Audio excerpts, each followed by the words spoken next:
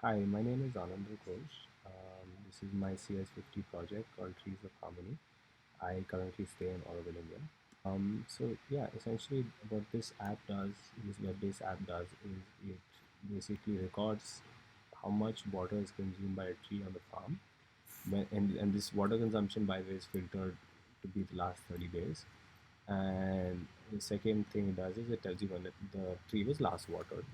The app allows you to add trees to the database, and it allows through the use of QR codes to water these trees, and also get specific tree information by again scanning the QR code which is available on each of the trees.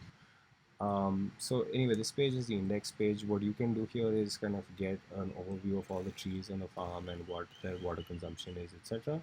You can also add a tree or create a tree through these links here. So if you click on create a tree, I've kind of given it like famous character names from God. You can give whatever name you want, but I'll choose John for the time being, and I can give it a tree type. So we have different types of trees in the orchard. Chiku is the type of a fruit in India. I mean, it's there worldwide, but it's called Chiku in India, and maybe not worldwide, but it's in tropical climates.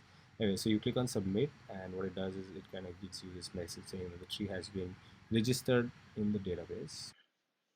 So here what's happening is I'm scanning the QR code as the person who's watering the tree. All I have to do is just scan it and it registers that the tree has been watered.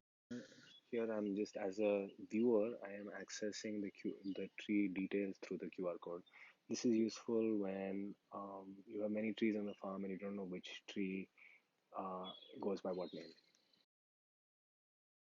Now, and if I go back home, you can again see this has been updated with